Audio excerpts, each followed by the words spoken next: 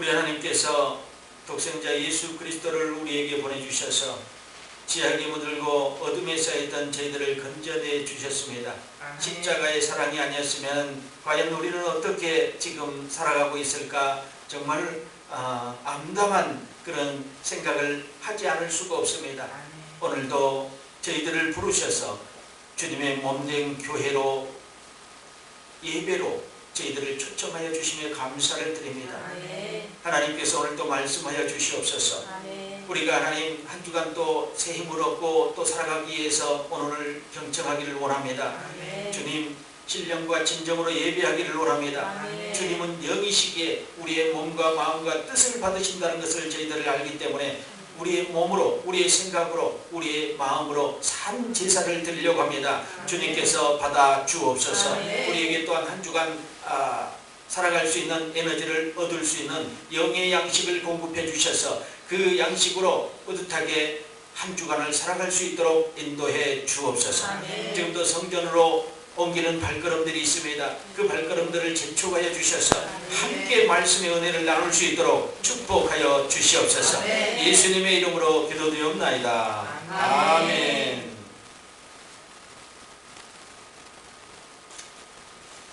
마태복음 16장 21절로 28절 내용으로 순환의 예고라는 제목을 붙였습니다. 순환의 예고라는데 오늘 여러분들이 21절로 28절까지 말씀을 읽었습니다. 말씀을 읽었는데 그 말씀 속에 오늘 우리에게 어떤 말씀을 또 풀어서 주실 것인가 기대를 하신다면 여러분의 또 영의 양식을 듬뿍 이렇게 채워가지 않을까 그런 생각을 합니다. 사람들이 늦게 오고 일찍 오고에 신경 쓰지 마시고 여러분들은 교회에 왔다 하면은 예배에 집중하시고 하나님이 나에게 어떤 말씀을 주실까 거기에 집중하세요. 늦게 온 사람은 늦게 온 만큼 못 들은 겁니다. 손해예요. 여러분들이 학교에 가서도 강의를 들을 때 늦게 온 사람은 못 듣잖아요. 제대로. 그럼 끝나고 나면은 뭐라고 교수님이 얘기했는지 선생님이 뭐라고 했는지 이제 학우들한테 막 찾아가서 막 요점을 알려달라는 거예요. 그러면 일찍 와. 예배는 찬양부터 집에서 출발할 것부터 예배의 시작입니다. 그렇기 때문에 11시에 예배를 드린다고 11시로 오면은 늦는 거예요. 그건 예배를 많이 까먹은 그런 사람입니다. 그래서 여러분들이 거기에 주의하고 예배는 하나님께 사람에게 드린 것이 아니라 하나님께 드려진다는 것을 여러분들이 꼭 기억한다면 예배관이 바로 세워질 줄 믿습니다. 지금 사순절 기간입니다. 너무 사순절을 막 내가 부각시킨 것 같아서 여러분이 좀 어쩔지 모르겠지만 그래도 우리가 조금은 더 경건하게 이 기간 동안에 조금은 더 경건하게 보내려고 노력하고 있습니다. 다른 때는 못하더라도 특별히 이 40일 기간이라도 다른 때보다는 조금 더 구별되고 경건하게 보내면 어떨까 그런 생각을 가지고요. 우리 모두가 하나님 앞에 구별되고 경건한 그런 생활을 할 수 있도록 기도합시다. 하나님께서 원하시는 거룩한 생활, 구별된 생활을 하기를 원하십니다. 세상은 점점 완악하고 종말의 때와 같이 지금 완악해졌습니다. 또한 소돔과 고모라의 그 도시처럼 여러분들이 성경에서 보셨듯이 소돔과 고모라의 그 도시처럼 물질 만능주의, 외모지상주의, 쾌락과 이런 그런 것이 지금 만연되어 있는 그런 세상에 살고 있습니다. 또 우리 지금 현 사회에서는 물질 만능, 외모지상, 권력과 명예주의 이 등으로 변해가면서 온통 사람들은 잘 먹고 잘 살고 예뻐지고 멋있어지는 돈이면 무엇이든지 가능하다는 잘못된 가치관이 세상에 만연되어 있어서 성경적 가치관은 어디로 사라져버리고 어떤 크리스찬이라 할지라도 성경적 가치관이 어디로 사라져버리고 예뻐지고 멋있어지고 돈만 있으면 좋은 차를 타고 다니면 그냥 최고인 것처럼 생각하는 그런 잘못된 가치관 때문에 기독교가 많이 폄하되고 있다는 겁니다. 크리스찬들이 깨어나야 될 때입니다. 크리스찬들은 거기에 연연하지 않고 정말로 바른 가치관을 통해서 하나님이 원하는 길을 갈 수 있는 사명의 길을 갈 수 있는 그런 그리스도인들이 되어야 될 줄 믿습니다. 우리에게는 천지를 창조하신 하나님 아버지가 계셔서 그 사실을 여러분들이 망각하지 않아야 됩니다. 그 보호 속에 살면서 세상과 짝한다면 그는 진정 하나님의 자녀가 아닙니다. 그럼 우리는 오늘 무엇을 이 본문을 통해서 하나님께서 우리에게 알고자 하는 것이 무엇인가 한번 살펴봅니다. 예수 안에 있는 성도들이 달라지지 않으면 세상을 따라가던 노새 아내처럼 소금기둥이 되고 말 것입니다. 그러게 우리는 세상에 살지만 세상과 구별된 생활을 해야 합니다. 무엇인가 조금은 차별화된 생활을 해야 된다는 것입니다. 그렇게 소돔과 고모라를 멸망시킨다고 하는데 노새 아내는요, 그 살던 아름다운 추억들이, 세상의 추억들이 잊혀지지가 않는 거예요. 그래서 그냥 돌아보지 말라고 그렇게 간곡히 부탁을 했지만 세상을 한 번만, 마지막으로 내가 죽기 전에 아니면 내가 살기 전에 한 번만 보겠다 하고 돌아봤는데 그 소금기둥이 되어버렸습니다. 지금도 이스라엘 가보니까요, 그 사해 옆에 소금기둥, 그 사해 옆쪽으로 가면 소돔과 고모라의 그 찬란한 유적지가 남아있는데 소금기둥이 남아있어요. 이렇게 우뚝 서 있어요. 세상을 바라보면서 우뚝 서 있다. 저 모습이다. 우리가 저 모습이 되지 않아야 된다. 세상이 너무 화려하고 좋은 것들을 쫓아가려다가 나도 모르게 세상으로 눈을 돌려버리고 하나님을 외면하고 세상으로 눈을 돌리는 그런 일이 없어야 되겠다. 그래서 오늘 주어진 본문의 말씀으로 주님이 어떤 것을 말씀하시고자 하는지 함께 은혜를 나누겠습니다. 첫 번째는 죽음과 부활을 예고하셨습니다. 메시아의 고난과 죽음에 대한 첫 번째 예고입니다. 이 지금 본문에서는 예수를 예루살렘과 십자가를 향해 가는 길이 위치시키는 이 지점에 이렇게 시작됩니다. 그러나 예수의 치유사역이나 가르침은 끝나지 않았습니다. 분명히 예수의 치유사역과 가르침은 계속되지만 더 이상 관심의 주요 초점이 아닙니다. 여기서부터 초점은 예루살렘에서 예수님에게 일어날 일에 초점을 맞추고 있습니다. 마태복음의 이 앞부분에 보니까요, 예수의 죽음이 암시되어 있어요. 9장 15절에 12장 40절에 이미 죽음을 암시했지만 지금 이 단락에서는 얼마나 더 중요한 일이 발생하는지 모릅니다. 예수의 임박한 죽음에 대한 예고가 바로 앞단락에 나오는 베드로의 담대한 신앙 고백 이후에서 연기된 것은 우연일 수 없습니다. 16장에 고백이 있었죠. 제자들은 예수의 죽음에 대한 말씀을 듣기에 앞서 메시아로 예수의 신분, 그들이 마음에 확고하게 새겨지기를 원했습니다. 왜냐하면 예수의 죽음으로 인해 베드로가 한 것과 같은 신앙 고백이 불가능하게 될 수도 있다는 것입니다. 베드로는 16장 16절에 주는 그리스도의 살아계신 하나님의 아버지라고 고백했다는 예수님이 살아계시는 전제에서 그 고백을 했다는 것입니다. 여러분들이 아마 좀 헷갈릴 수도 있지만 잘 들으셔야 돼요. 여기서 여러분들이 놓치지 말아야 할 것이 있습니다. 앞단락에 나오는 베드로의 신앙 고백과 뚜렷한 대조를 이루고 있는 베드로의 반응은 그 얼마나 모순되게 이 사실을 받아들이고 보여주고 있는가 중요한 대목입니다. 16장 16절에 봅시다. 베드로의 신앙 고백은 시몬 베드로가 대답하여 가로되 주는 그리스도요 살아계신 하나님의 아들이시나 이렇게 고백을 했습니다. 이거 엄청난 고백이거든요. 그분을 하나님으로 하나님의 아들로 고백을 했다는 것입니다. 그런데 오늘 고백을 한번 보십시오. 16장 22절의 고백을. 또 하나의 대답은 베드로가 예수를 붙들고 간하여 가로되 주여 그리 마옵소서 이 일이 결코 주에게 미치지 아니하리라. 그리 마옵소서는 하나님께서 당신에게 자비를 베푸소서. 그 일을 행하지 않게 하옵소서. 하나님의 뜻을 따르지 않게 하옵소서. 이렇게 얘기하고 있는 겁니다. 그러니까 16장 16절에 말씀하는 것은 정말로 그분은 하나님의 아들이시다. 이렇게 주는 그리스도의 메시아시요 살아계신 하나님의 아들이라고, 그분도 하나님이라고 이렇게 고백을 했다는 것입니다. 그런데 22절에는 하나님의 뜻을 따르지 마옵소서. 아니 금방 그 전에 고백했던 그 놀라운 고백은 어디로 가버리고 하나님의 뜻을 따르지 마옵소서. 하나님 아버지 우리 주님을 그렇게 하지 마옵소서 이렇게 고백하고 있는, 하나님의 사명을 따르지 말라고 고백하고 있는 거예요. 주님이 화가 단단히 나셨죠. 뭐라고 합니까? 예수께서 돌이키시며 베드로에게 이르시되 사단아 내 뒤로 물러가라. 너는 나를 넘어지게 하는 자로다. 내가 하나님의 일을 생각지 아니하고 도리어 사람의 일을 생각하는도다. 우리가 때로는 교회 일을 한다면서 내 생각을 하면서 교회 일을 할 때가 있어요. 어쩌면 하나님의 관점으로 생각하면서 일을 한다고 하면서도 내 생각 때문에, 나의 헛된 발언 때문에 교회가 또 분란이 일어날 수도 있고, 이런 지금 제자들에게 분란이 일어났는데 제일 앞서서 베드로가 지금 선포를 한 바람에 예수님에게 한 방 맞는 겁니다. 제자들이 메시아의 존재와 메시아 시대의 여명에 대해 마음속에 생각한 모든 일과 이 단락은 모순되는 것으로 보입니다. 그래서 마태복음은 이곳에서 방향을 전환해서 이제 다른 핵심을 바꿔버립니다. 그 내용을 보면 제자들을 위해 여러 가지 일들을 제정할 필요가 있었을 것입니다. 이야기는 예수의 역사의 핵심을 향해 말하고 있다는 것입니다. 이 일이 결코 주에게 미치지 아니하리라. 이 반응에서 베드로의 확신은 메시아와 메시아의 본질에 대한 그릇된 생각에서 나왔다는 것입니다. 메시아가 무엇인지를 몰랐기 때문에, 그 생각에 착오가 있었기 때문에 이 일이 그에게 미치지 아니하리라, 그렇게 얘기했다는 것입니다.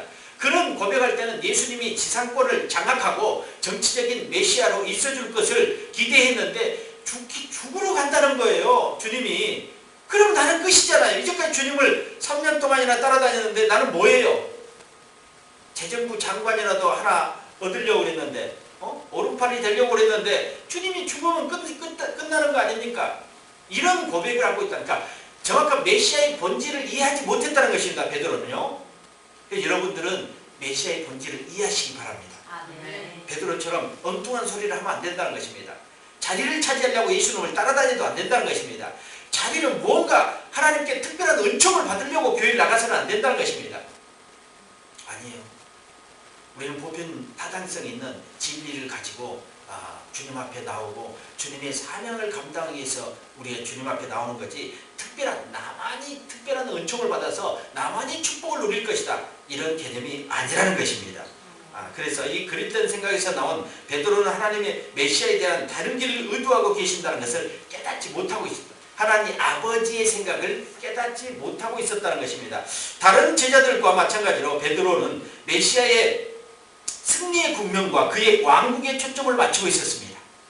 그러나 만일 베드로가 하나님의 뜻을 마음에 두었다면 그는 예수의 고난과 죽음의 필요성도 생각했을 것입니다. 그런데 그걸 생각하지 않았다는 것입니다. 제자들은 곧이어 예수의 말씀을 통해 듣게 될 바와 같이 그들이 삶에서 예수의 고난과 죽음이라는 현실을 직면하지 않으면 안 됐습니다. 이제 이제 죽음을 직면하게 돼 있어요.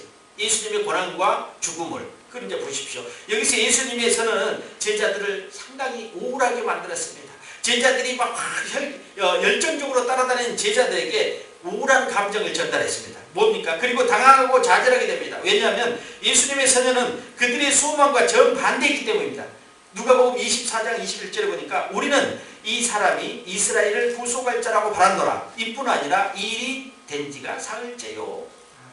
제자들이 생각이 부족했던 것은 죄의 심각성에 대해 의식과 메시아의 나라를 경험하는 가능성의 수단으로 십자가가 필요하다는 의식이었습니다. 이게 잘못된, 메시아의 목적은 죄의 결과를 완전히 멸하고, 갈라디아에서 3장 1절에 보니까 어리석도다 갈라디아 사람들아, 예수 그리스도께서 십자가에 못 박힌 것이 너희 눈앞에 밝히 보이거늘 누가 너희를 꾀더냐. 노마의 압제자들보다 더 큰 원수로부터 인류를 구원하는 것입니다. 그런데 그들은 현실에 보여진 노마의 압제자들에게서 자기를 구원할 메시아라고 생각했어요. 그게 정치적인 메시아잖아요. 정치적인 예수의 왕국이 생기면 우리는 이제 더 이상 노마의 압제를 받지 않아도 된다. 노마의 압제를 받지 않아도 된다. 그걸 원했던 겁니다. 현실에, 이 땅에 이루어진 육신의 생각이죠. 그런데 노마의 압제자들보다 더 큰 원수로부터 인류를 구원하는 그 대의를 가지고 있는 게 십자가라는 것입니다. 십자가의 죽음이라는 것입니다. 그런데 제자들은 그 십자가의 죽음을 거부하고 있습니다. 원치 않고 있다. 왜 가셔야 됩니까? 예수의 역사를 모든 시대의 전환점이 되게 하고 예수를 하나님의 뜻을 성취하는 목적으로 지배한 것은 바로 이 목적이었습니다. 또한 바로 이 목적을 예수를 십자가로 내몰았다는 것입니다. 마태복음 20장 28절에 인자가 온 것은 섬김을 받으러 함이 아니요 도리어 섬기려 하고 자기 목숨을 많은 사람의 대속물로 주려 함이니라. 이렇게 얘기했습니다. 예수님의 죽음과 부활에 대한 오해를 풀어주고 계십니다. 결코 정치적인 목적도 아닌 인류의 구원의 목적을 가지고 있다는 것을 여기서 선언하고 있는 것입니다. 예수님은 정치적인 메시아로 오신 게 아닙니다. 인류, 그보다 훨씬 더 원대한 포부가 있고 하나님의 뜻이 있습니다. 인류를 구원하기 위한 어떤 한 나라에 로마에 국한된 것이 아니고 이스라엘에 국한된 것이 아니고 전 인류를 구원하기 위한 하나님의 목적이었다는 것, 하나님의 뜻이었다는 것을 생각한다면 제자들의 그 협소한 생각, 소극적인 생각이 떼어질 줄 믿습니다. 사실 우리도 예수님의 죽음과 부활에 대해서 바르게 인식하고 신앙생활을 해야 될 것 같습니다. 올바른 성경을 가지고, 성경관을 가지고 주님을 바라봐야 됩니다. 나의 개인적인 목적을 이루기 위해서, 나의 개인적인 욕망이나 비전을 이루기 위해서 예수님을 사용해서는 안 된다는 것입니다. 예수님은 내 개인이 사용할 수 있는 분이 아니에요. 만왕의 왕이십니다. 만주의 주이십니다. 그래서 내 개인적으로 예수님을 좌지우지할 수 없다는 것입니다. 내 개인의 비전에 맞춰서 주님, 내 비전을, 개인의 비전을 이루 주옵소서 할 만큼 예수님이 한가롭지 않다는 것을 여러분들이 생각하시기 바랍니다. 두 번째로는 하나님의 뜻을 말씀하셨다. 이제 제자들에게 제자도에 대해서 말씀하시고 계십니다. 그리스도인 24절부터 쭉 이어지는데 이제 예수님께서는 분명히 훨씬 더 불안한 계시를 제자들에게 제시하십니다. 진정한 제자들은 자기 부정과 심지어 순교까지도 기꺼이 수용할 수 있어야 된다. 제자는 스승의 모범을 본받아야 된다. 마태복음 10장 24절 보니까 제자가 그 선생보다 또는 종이 그 상전보다 높지 못하나니 제자가 그 선생 같고 종이 그 상전 같으면 조카도다. 집주인을 바알세볼이라 하였거늘 하물며 그 집 사람들이냐. 이렇게 얘기하고 있습니다.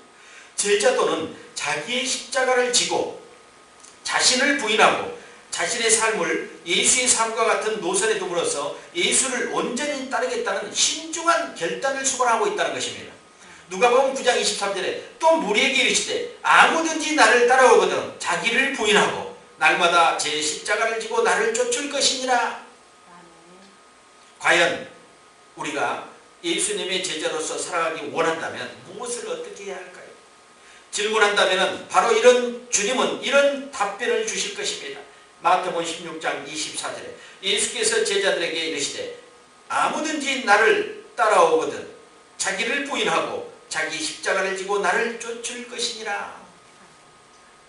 자기를 부인하는 것, 진실로 자신에 대해 죽는 것입니다. 그리고 바로 예수를 따르는 것입니다. 이게 자기 부인입니다. 예수님은 자신에 대한 죽음의 첫 번째 이유는 자신의 생명을 보존하려는 시도를 생명을 잃게 되는 종말론적 심판이라는 뉘앙스를 수반하고 있습니다. 마태복음 10장 39절에 보니까 자기 목숨을 얻는 자는 잃을 것이요 나를 위하여 자기 목숨을 잃는 자는 얻을 것이니라. 아멘. 결과를 가져오는 반면 예수를 위해 자기의 생명을 의도적으로 포기하는 결과는 생명을 찾는 역설적인 원리를 표현하고 있습니다. 예수를 위해 죽겠느냐? 그러면 진정으로 산다는 것입니다. 그건 육체적 개념에 국한되지 않았다는 것입니다. 너가 예수를 위해서 살겠느냐? 그러면 죽어야 된다는 것입니다. 그리고 예수를 위해 죽겠느냐? 그러면 너는 진정으로 살 거라는 것입니다. 생명은 단순히 육체적인 생명뿐만 아니라 인간의 진정한 존재를 나타내는 더욱 심오하고 근본적인 의미의 생명, 즉 죽음을 초월한 생명을 얘기하고 있는 것입니다. 영원한 생명, 영생을 지금 주님은 얘기하고 있는 거야. 주님 때문에 너가 죽었느냐, 너의 육체가 죽었느냐, 그러면 넌 영생할 거라는 것입니다. 그걸 역설적으로 표현하고 있습니다. 마태복음 10장 28절에 몸은 죽어도 영혼은 능히 죽이지 못하는 자들을 두려워하지 말고 오직 몸과 영혼을 능히 지옥에 멸하시는 자를 두려워하라. 하나님을 두려워하라는 겁니다. 세상의 집권자들을 두려워하지 말고 하나님을 두려워하라는 거야. 너희 몸은 죽여도 영혼은 능히 죽이지 못함. 세상 사람들은 우리 몸을 죽일 수 있어요. 그러나 우리 영혼을 죽일 수 없다는 것입니다. 오직 우리의 몸과 영혼은 하나님께 달려있어요. 그렇지만 마귀에게도 우리의 몸은 달려있어요. 마귀가 우리 몸을 죽일 수도 있어요. 사고나게 할 수 있어요. 그러나 영혼은 멸할 수 없다는 겁니다. 오직 주관자는 하나님이십니다. 영과 육의 주관자 되신 분을 따른다면 결코 너희들은 죽지 않을 것이다. 육신의 생명을 가지고 움직이는 세상을 따르지 말라고 주님은 그렇게 단호하게 제자들에게 말씀을 하고 있습니다. 비록 명료하게 표현하기는 어렵지만 자기 목숨을 찾는다는 개념은 사실상은요, 구원이란 말의 의미를 두고 봐도 됩니다. 자기 목숨을 찾는 것, 그거는 구원을 너희들이 얻는 거라고 생각해도 될 것입니다. 그러나 예수의 제자도에서 자신에 대해 죽는 사람은 근본적인 의미에서 생명을 찾을 것입니다. 자기를 죽이는 사람은, 자기를 부정하고 자기를 죽인 사람은 결과적으로 생명을 얻는다는 것입니다. 그건 예수 안에서 말입니다. 예수 안에서. 예수 밖에서 자기 생명을 아무리 죽어도 그거는 아무 상관이 없습니다. 예수님과 관계가 없기 때문에. 예수님과 관계가 있어야지만이 예수로 죽을 때 내 생명 영원히 산다는 것입니다. 기적적으로 자신의 존재를 지키려고 하는 사람들은 제자도의 완전한 헌신을 알지 못하고 마침내 그들이 지키려고 애썼던 바로 그것을 비극적으로 잃게 된다는 것입니다. 자기가 소유하고 자기가 지키려고 했던 것 결코 잃게 된다는 것입니다.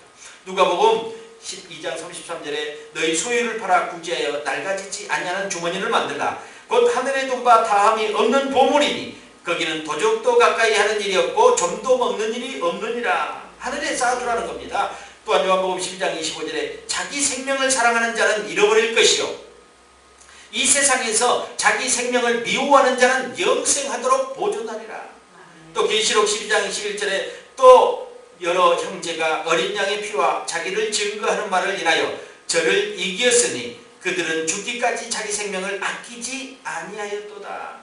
이런 사람을 찾는다는 것입니다. 죽기까지 자기 생명을 아끼지 않은 자, 이들은 결국 세마포를 입게 될 것입니다. 예복을 입게 될 것이라는 것이 주님이 재림하실 때 그들은 예복을 입고 주님을 영접할 거라고 저는 생각하고 있습니다.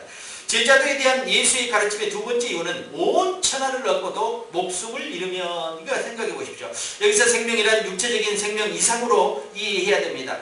또한 온 천하라는 단어가 나오는데 그게 유혹입니다. 예수님도 사단에게 유혹을 받으셨습니다. 천하 만국을 너에게 줄 것이니까 절을 하라는 것입니다. 사단은 세상 지배권에 대한 희망으로 사람들을 유혹하면서 한편으로는 영혼에 대한 지배권을 확보하려고 합니다. 여러분들이 여기서 잘 기억해야 돼요. 사단은요, 세상 지배권에 대한 희망으로 사람들을 유혹합니다. 한편으로는 영혼에 대한 지배권을 확보하려고. 사단은 세상에서 성공하려면 나를 섬겨야 한다. 너희의 행복은 나의 수중에 있다. 너희에게 재물과 쾌락과 명예와 행복을 줄 수 있다. 그렇게 유혹합니다. 사단은요. 명예와 쾌락과 행복을 너희들에게 줄 수 있다. 너희들이 성공하려면 나를 따르라. 이렇게 사단은 우리를 유혹하고 있다는 것입니다. 그러나 그는 자기의 것도 아닐 뿐 아니라 오래지 않아 빼앗기게 될 이 세상 나라를 주겠다고 제의합니다. 그는 그 대가로 그들에게서 하나님의 아들들을 유업을 얻을 자격을 속여서 빼앗으려고 합니다. 사단은요. 하나님의 아들들, 하나님의 자녀들을, 영혼들을 빼앗아가려는 그 계책으로 재물과 명예와 쾌락을 제시한다는 거예요. 행복을 제시한다는 거예요. 세상을 제시한다는 거죠. 아름다운 세상을, 소돔과 고모라 같은 아름다운 세상을 제시하면서 너는 나를 따르라. 그래야지만 행복할 수 있다. 예수님도 시험을 받으셨습니다. 그냥 당당히 말씀으로 물리쳐주셨습니다. 여러분도 그런 시험에서 능히 이길 수 있는 그런 믿음이 생기기를 예수 그리스도로 축원드립니다. 아멘. 늘 우리에게 유혹이 오는데 이렇듯 달콤하게 오기 때문에 선뜻 거절하지 못하고 그 유혹에 걸려들고 마는 것입니다. 그리고 우리가 좋아하는 것으로 올 수 있기 때문입니다. 즉 인간의 최고의 가치를 가져갈 때 그것이 교환할 수 있는 것은 아무것도 없습니다. 상상할 수 있는 모든 대답이 근본적으로 자기 모순이나 자기 당착이라는 것입니다.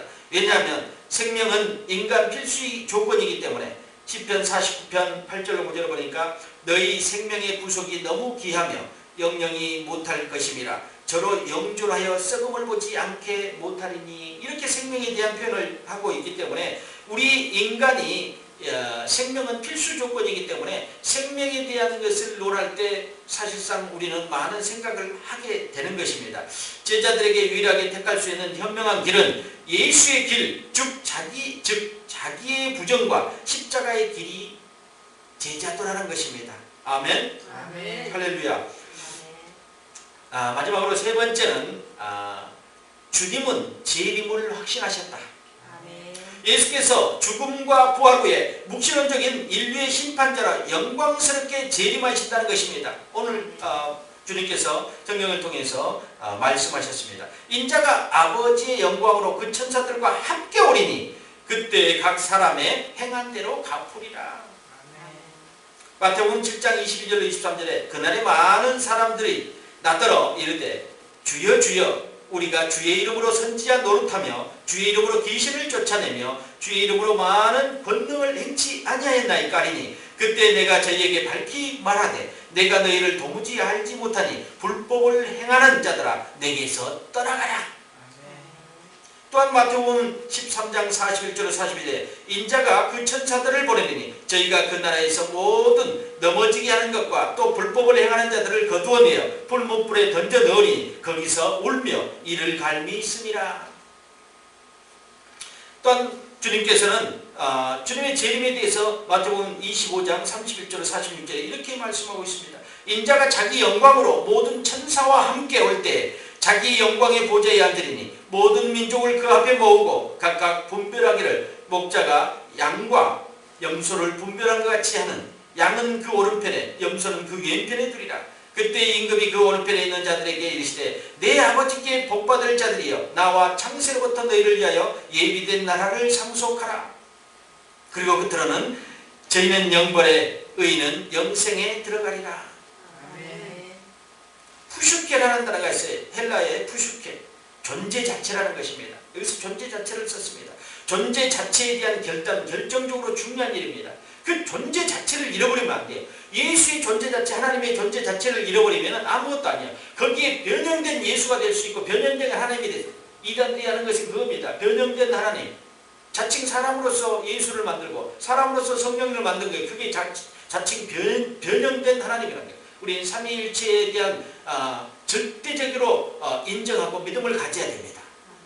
성부 하나님, 성령 하나님, 성자 하나님의 삼위일체 하나님이 한 분이시고 그 한 분이 천지를 창조하시고 지금도 그 한 분이 우리를 이에 지도하고 있고 우리의 구주가 되신다는 것을 여러분들이 믿으시기 바랍니다. 예수를 따르고자 하는 모든 사람에게 제자도는 십자가의 길입니다. 모든 사람에게. 역설적으로 제자도에서 예수를 위해 생명을 포기하는 사람은 생명을 찾을 것입니다. 편하게 생명을 얻으려고 하는 사람은 결코 생명을 잃을 것입니다. 이 자기부정은 우선권의 새로운 배치를 의미하면서 세상적으로 어리석게 보일 수도 있습니다. 이것은 극히 중대한 도박이라고 할 수 있습니다. 왜냐하면 사람에게 생명보다 더 중요한 게 없기 때문에 너가 예수로 죽으면 산다는 것입니다. 근데 그냥 살면 죽는다는 것입니다.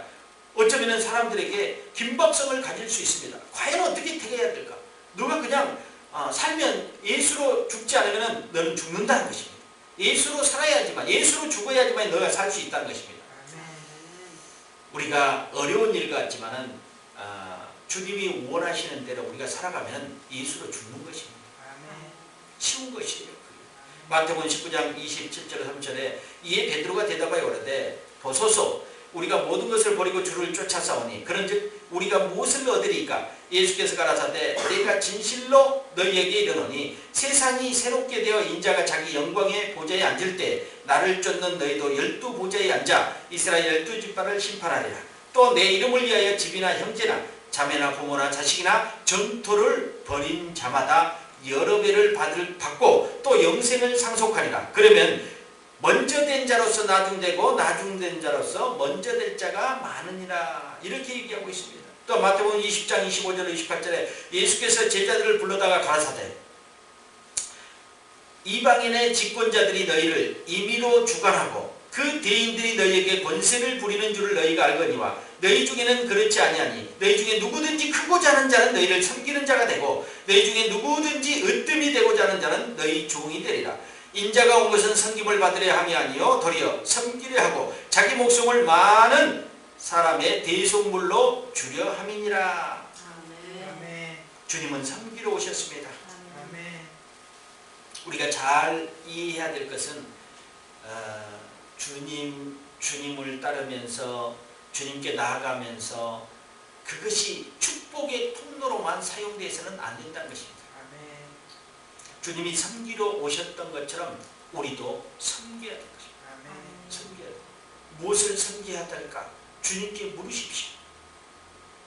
사람이 얘기하면은 사람이 얘기하면 실망하고 상처를 받거나 또 문제가 됩니다. 그런데 여러분이 주님께 감동을 받고 주님의 음성을 듣고 섬기는 것은요, 누구에게 책임을 돌릴 수가 없어. 그렇기 때문에 원망을 못해. 근데 제가 만약에 집사님에게, 우리 형제님에게, 사모에게 뭐 좀 하셔, 이것 좀 하셔, 이것 좀 하셔, 하기 싫은데요. 이런데 또 하라고 그랬어. 하기 싫은데요. 저를 끈질겨서 계속 하라고 합니다. 또 하라고 그랬어. 하기 싫은데. 그러면 어떻게 되겠어요? 두 사람 다 그 일을 안 했을 때는 두 사람 다 상처가 되는 거예요. 이제 더 이상 담임 목사 소리를 듣지를 않는구나. 그리고 한 사람은 늘 나한테만 하라는구나. 이게 충돌이 됩니다. 이게 충돌이 돼서 교회를 떠나든지 뭐 어떻게 하든지 상처를 많이 받든지 이렇게 된다는 거죠. 그래서 여러분들은요, 교회 일을 하고 주의 일을 할 때 상처를 안 받는 일은, 여러분들이 단단하다면 주의 종의 소리를 듣고도 충분히 살아갈 수 있습니다. 단단해져야 됩니다. 그렇게 단단해져야 되는데, 그렇지 못하다면 하나님의 음성을 듣기를 바랍니다. 하나님이 여러분에게 제시한 헌신이든 봉사든 무엇이든 교회 일을 뭐를 하든지 하나님께서 여러분들에게 감동 주실 때 하시면 후회가 없다는 것입니다. 후회가 없다는 것. 후회는 상처가 되고 문제가 됩니다. 갈등이 되고.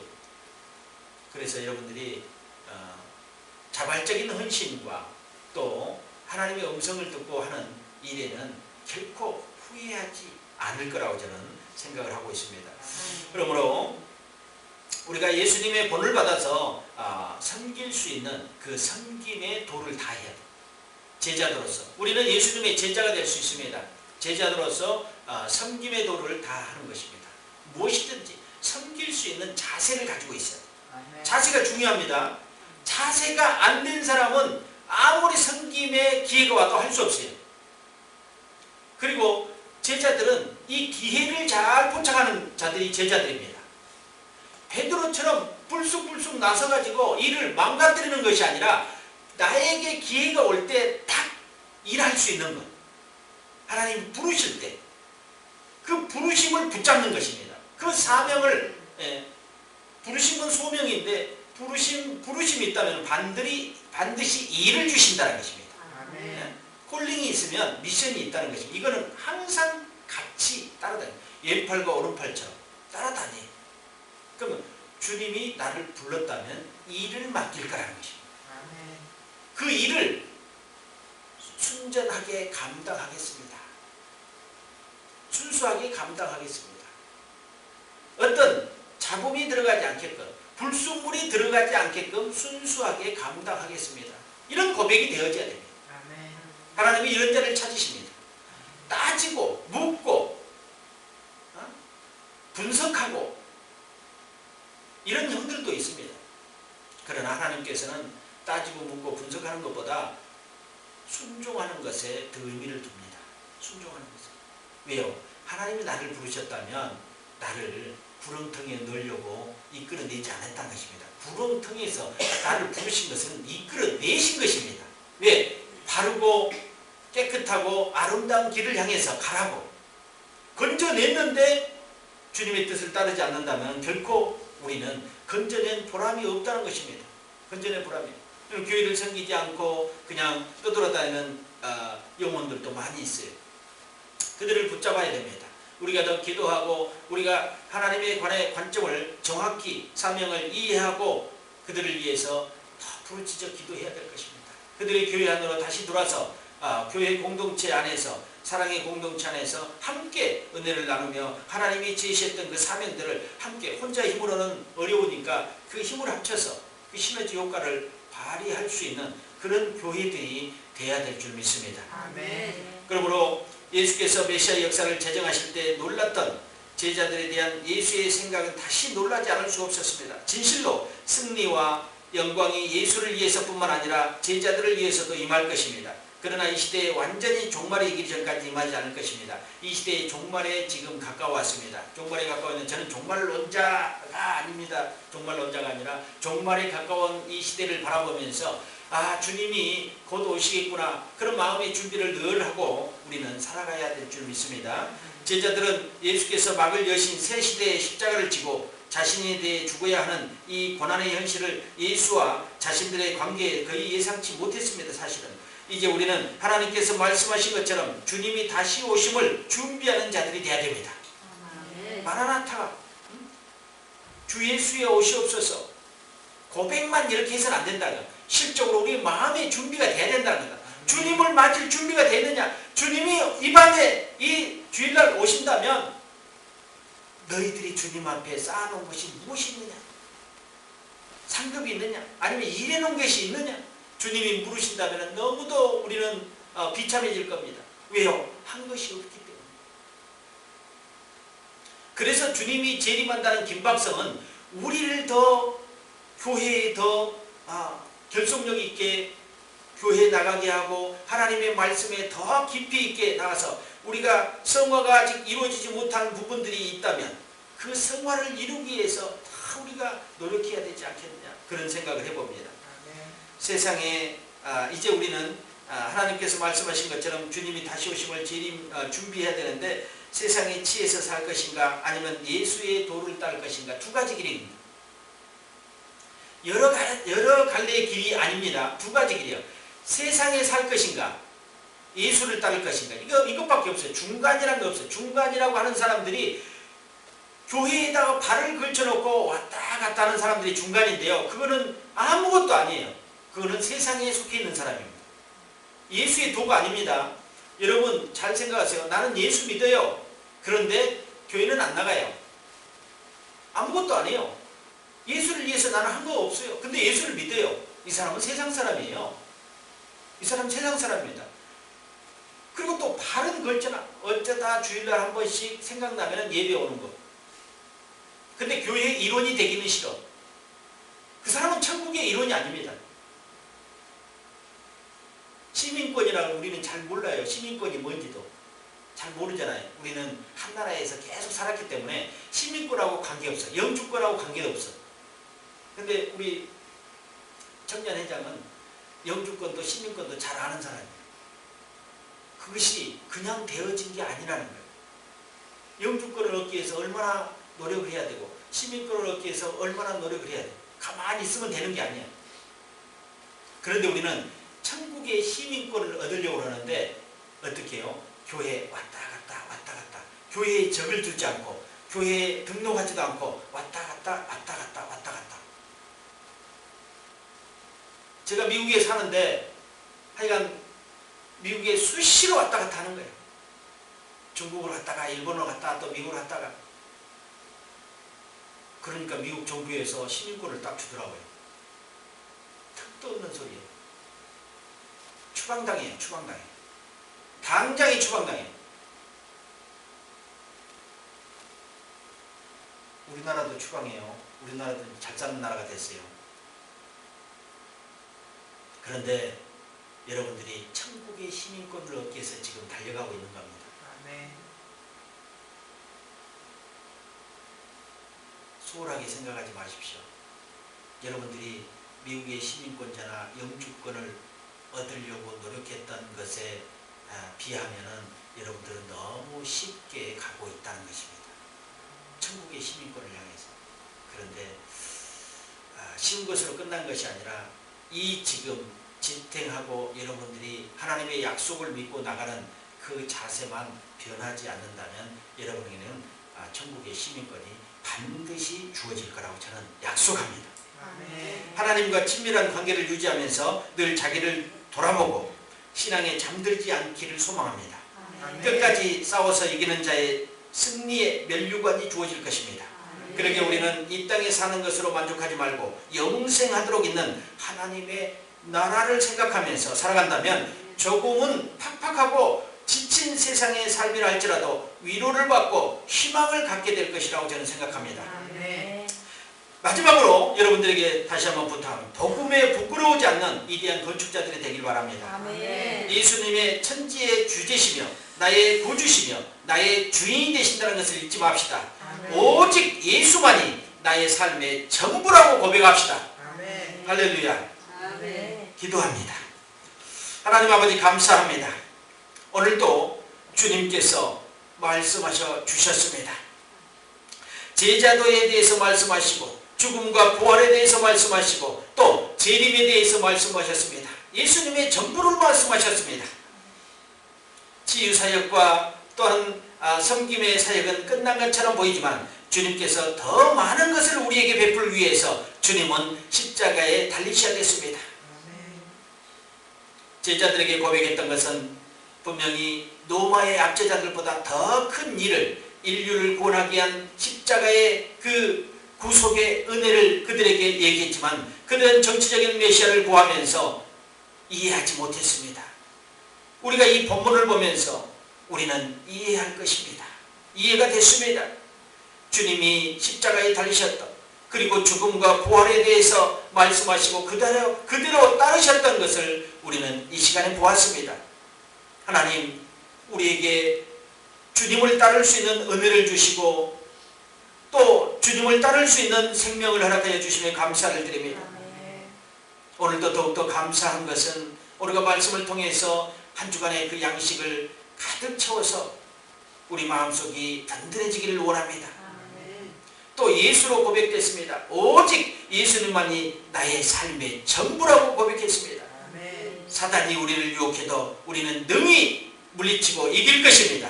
예수로 승리하기를 원합니다. 아멘. 주님 오늘도 말씀을 들은 자들에게 놀라운 하나님의 긍휼과 은총이 있기를 바랍니다.